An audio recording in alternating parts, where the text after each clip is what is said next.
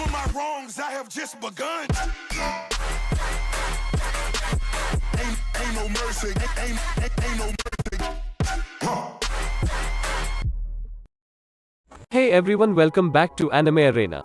Today we are going to talk about the Uzumaki clan's massacre and their powers. Naruto's Uzumaki clan is one of the franchise's most unique, powerful and tragic.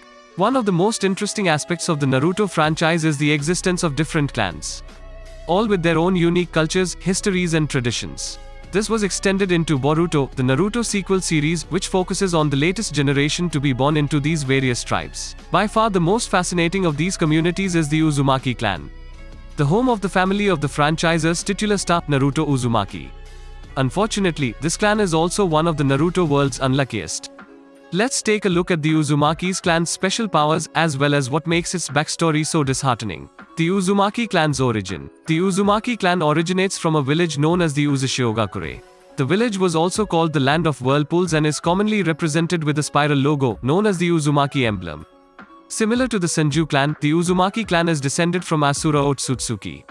Direct members of this clan are often born with red hair, which identifies their chakra and abilities as an Uzumaki, with the Senju clan being one of the founders of the Konohagakure and also a distant relative to the Uzumaki clan. Both clans became partners, which made the Uzushiogakure ally itself to Konohagakure.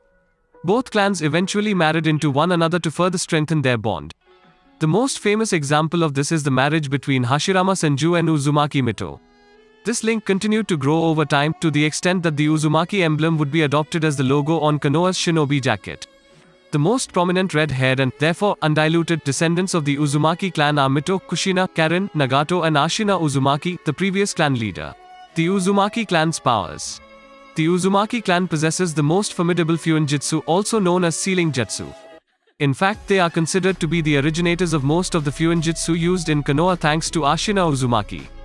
Ashina was able to easily seal a tailed beast away with just a few hand signs. Among the clan's other formidable Fuinjutsu users is also the Reaper Death Seal, which summons the Shinigami, Death God.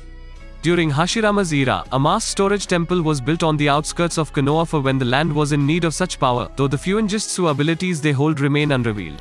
The Uzumaki clan was known as the clan of longevity, hence why their members possess a very strong life force and a longer lifespan than an average shinobi. Mito Uzumaki, for instance, was able to outlive the era of Hashirama and Tobirama as past Hokages until the reign of the third Hokage, which was when Kushina was to be made the next Jinchuriki of the nine-tailed fox.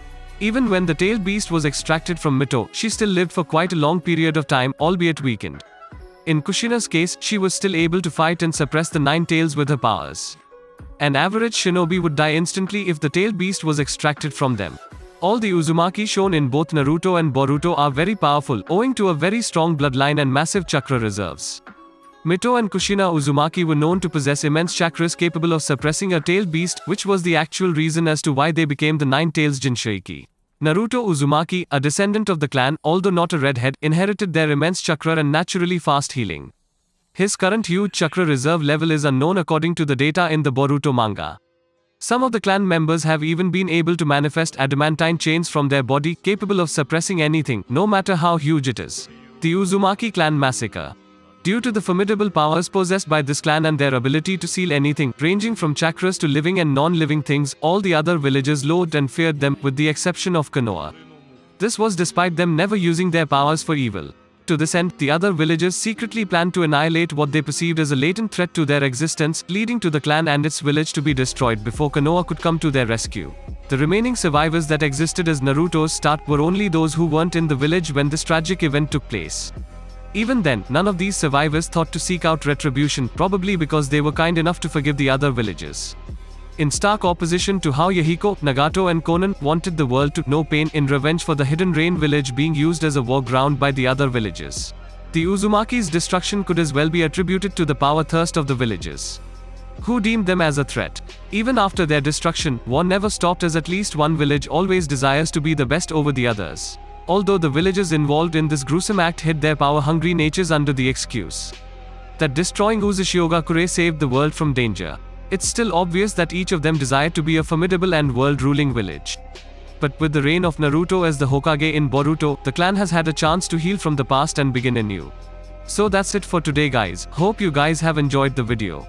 If you did, please drop a like and a comment if you have any request. I'll see you guys in the next one. Peace.